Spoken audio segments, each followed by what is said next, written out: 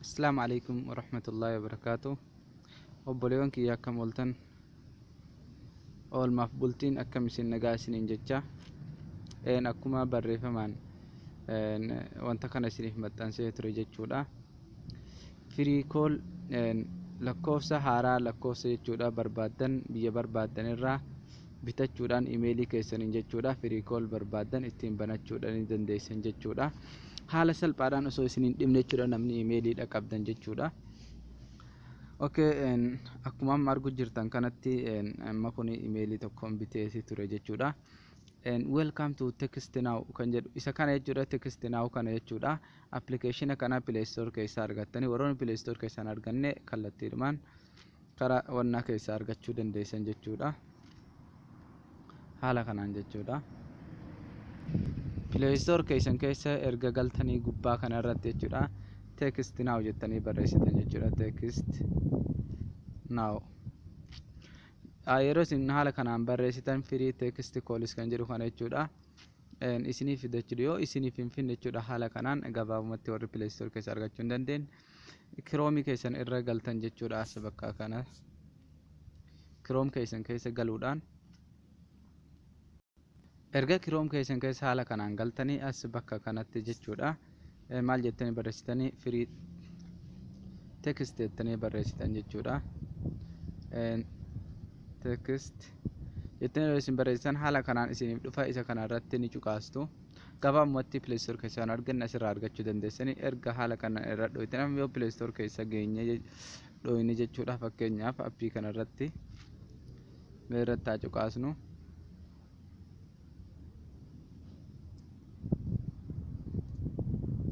Haala kanaan keessa yeroo nu fidu hin jiru nuun jechuutti jira jechuudha. Akka isin amma arguu jirtan kanatti Play Store keessaa argachuu hin dandeessan. Haala kana isiniin jechuu danda'a jechuudha. Gabaabumatti maal gochuuti isinirraa eegama. Haala kanaan yeroo asirratti dhuftanii barreessitan isa olii kana irratti osoo hin taane text now jedhee 5:17 tuqaa takka for Android download kana cuqaastan jechuudha. Liinkii xiqqoo tana erga liinkii kana cuqaaftanii kallattiidhumaan haala kanaan isiniif bana bakka kana irratti download bakka jedhu kana ni cuqaastu jechuudha. Ammas sana booda haala kanaan yeroo inni akkatti isiniif fidu kana bakka jettu kana ni cuqaastu.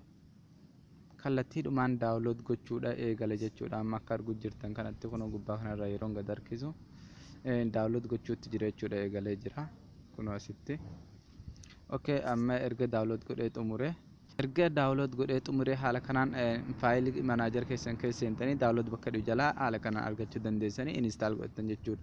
Akkaataa itti install godhatan isinuu ni beektanii. Gabaabumatti ittiin isin gabaabsaa. Amma karaa akkaataa itti imeelii itti bitan imeeliidhaan bituu dandeenyu lakkoofsa isin agarsiisa jechuudha. Nu hordofaa.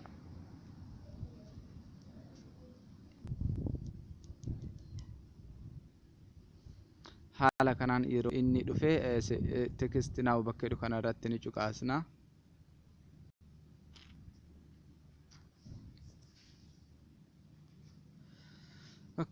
Amma dura imeelii biraatiin seenee waan jiruuf jechuudha. Haala kanaan naaf fida. Isin ammoo maal jettanii sign in bakka jedhu cuqaastan jechuudha. Yeroo haala kana isiniif fide amma asitti ittiin bitee waan jiruuf amma kanaa miti imeelii biraatiin bite jechuudha.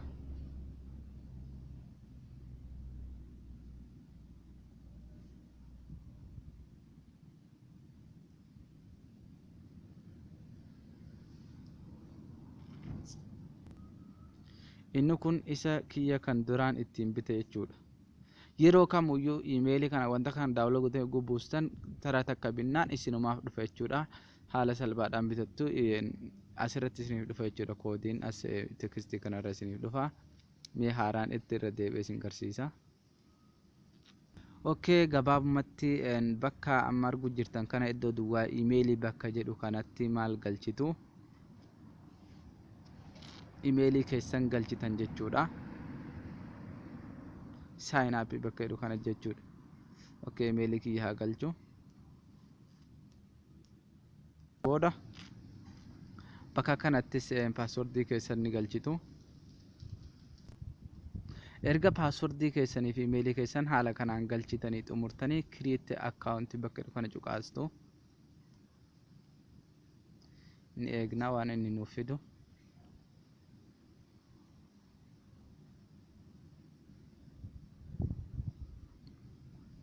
Haala kanaan asitti submit nuuf jedhee jira jechuudha. Asirratti osoo submit hin jenneen duratti as bakka kanatti I am not robot bakka jedhu kana cuqaafna waan akkanaa kan isiniif fidu ta'e.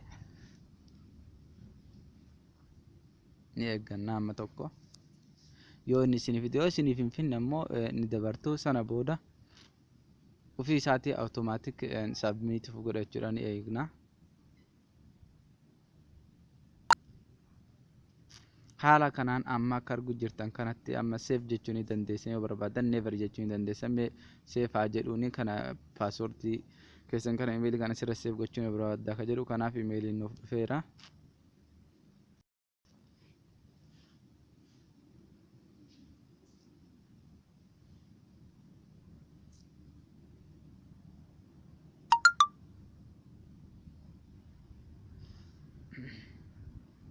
Haala kanaan amma erga bakka kana geenyee jirra jechuudha. Asitti maal filattanii jechuudha. Asi kun lakkoofsa barbaadan lakkoofsa biyya barbaadan biyya keessa jirtanii barbaadanii koodii biyya sanii barreessitan jechuudha. Fakkeenyaaf eeriyaa naannoo jirtan san jechuudha. Amma asirratti change bakka jedhu kana tuquudhaan bakka barbaadan lakkoofsa barbaadan filattanii asirratti fakkeenyaaf biyya jirtan filattan jechuudha. Yoo Suudiidha ta'e 966 ka jedhu filattan jechuudha. Amma garuu kan Suudii naaf hin finne mee fakkeenyaaf kan Itoophiyaa haa goonu 25 tokko haa goonu. Haala kanaan sana booda asirratti continue bakka jedhu kana ni tuqxu jechuudha. Mee waan inni fidu ni ilaalla.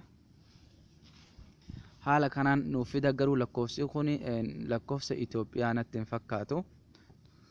Duwwaa 25 19 jedhee ka'aa kun ammoo 12 jechuutti jira jechuudha. Haala kanaan waan barbaadan filattanii isiniif hojjeta jechuudha. Mee kan biraa haa jijjiirru fakkeenyaaf haala kanaan mee ammas kan biraa eegna. Inni kunis iddoo biraati. Ammas ni jijjiira biyya barbaadan jechuudha. Fakkeenyaaf mee kan Ameerikaati haa filannu 14 fidu 16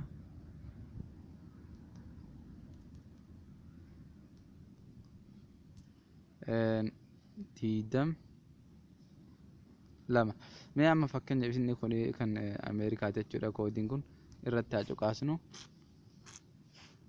Haala kanaan amma lakkoofsa 1 2 3 4 5 kanaaf lakkoofsa 5 nuuf fideera. Kana keessaa kan barbaanne filanneeti continue jennaan jechuudha. Amma fakkeenyaaf keessaa tokko haa filadhu 22 7 duwwaa 8 9 duwwaa. Mee isa dhumarraa kana haa filadhu. Sana booda continue jettanii jechuudha bakka kanarratti.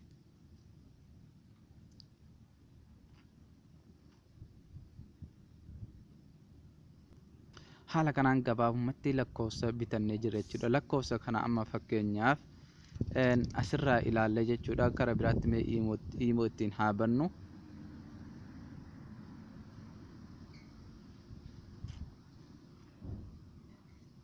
Imoodhaan itti bana.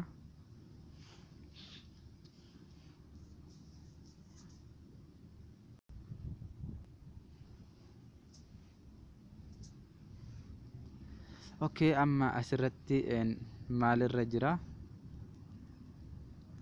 22 ka jedhu sana itti galchina.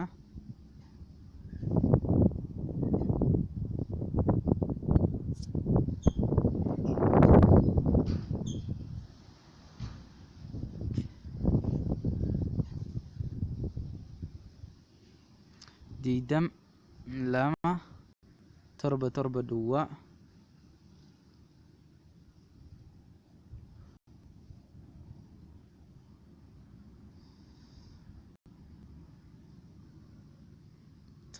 torba duwwaa 8 9 duwwaa na fakkaate itti deebi'een ilaala.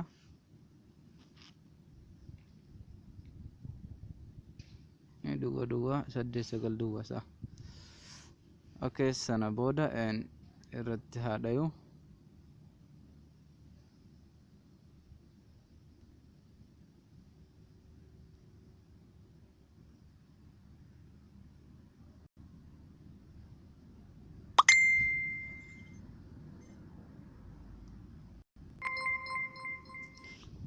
Haala kanaan amma akka argitan kanatti kunoo koodiin naaf dhufee jira. Koodii kana gubbaa kanarraan gad harkiseetiin ilaala jechuudha. Koodii naaf dhufe san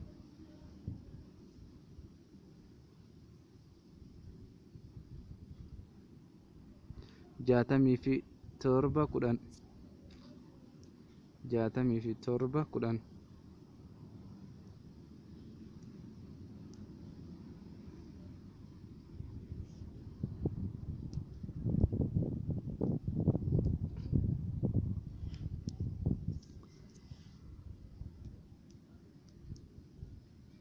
Haala kanaan maqaa kiyya nin barreessa. Gabaabumatti haala kanaan amma imoo banadhee jira jechuudha. Mee fakkeenyaaf amma firii kool kan biraa isin agarsiisu. Haala kanaan imoo haaraa banadhee jira jechuudha. Mee fakkeenyaaf amma kan biraa haa banu kana qofa osoo hin taane firii app kan jedhu kana haa banu jechuudha kan biraa.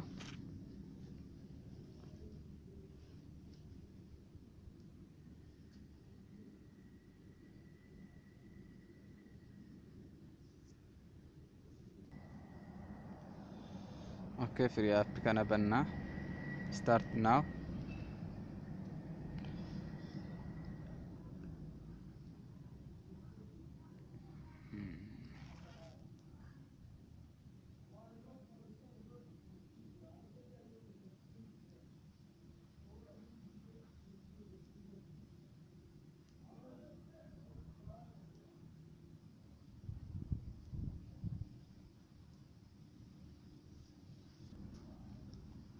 Asirratti tiitam lama torba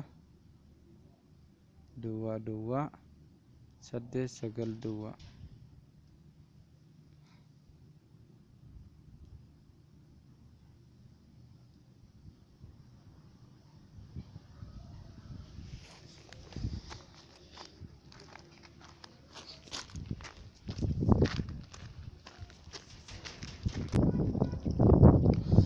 haala kanaan isa kanas kunoo akka arguu jirtan kanatti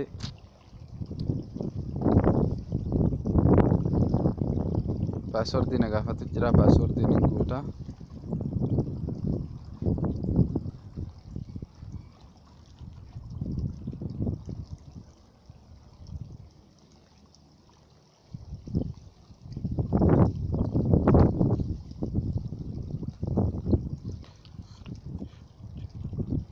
Sana booda continue ni jedhaani. Emailii na gaafatu jira asitti. Okay.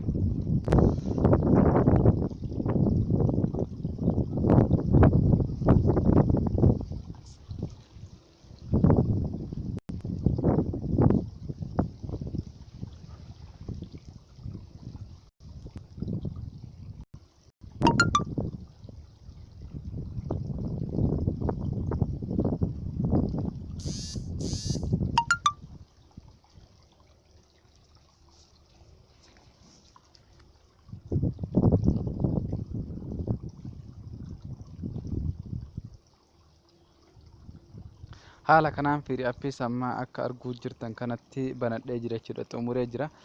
Akkasuma WhatsAppis appilikeeshinoota biraas hedduu jechuudha. Firii kool hedduu ittiin banachuu dandeessan jechuudha. Haala kanaan firii kool lambaraa haaraa bitattanii jechuudha. Lakkoofsa haaraa bitattanii waan barbaaddan dhiheeffachuu dandeessan isiniin jedha. Kun akka argitan kanatti abbaa barbaadeen haasa'uu danda'a jechuudha. Haala kanaan banadhee jira jechuudha. Appilikeeshinoota hedduu lakkoofsa kanaan. Kanaaf sheer waliif godhaa yoo isinitti toleetan jedhe waan isin dhibe immoo koomentii jalatti gaafadha. Meesejii isin deebisuu waan hin dandeenyeef nama hedduu waan naaf erguuf dhiifama isiniin jedha. Warroonni ammoo waan hin beekne maxxansita jettan ammootuyyuu homaa miti. Namni waan tokko namaaf barsiisu kan waa isaan jedhu sin dhabamu, kan isa faarsu sin dhabamu. Garuu ammoo an kan waan tokko waan beekurraa isiniif qooduuf akka irraa fayyadamtaniif malee akka yookiin afaarsitaniifis miti akka na arrabsitaniifis miti. Kanarraa dantaan an qabu takka illee hin jirtu. Hamma beeku tokkorraa waan beeku tokkorraa isiniin garsiisa. Akka isinis waan an fayyadame tokkorraa fayyadamtan akkasumas namoonni tokko tokko amma biyya Arabaa kanatti fa'aa keessatti lakkoofsi yeroo hedduu baay'ee rakkisa jechuudha. Kanaaf iqaamaa fa'aa maal nama gaafata. Kanaaf baay'ee barbaachisaa waan ta'eef akka itti fayyadamtan aappii kana buufattanii isiniin jira. Wassalaamu alaikum warahmatullaahi wabarakaatu. Yoo barbaaddan amma mee bilbileen isin garsiisa Imoo irratti.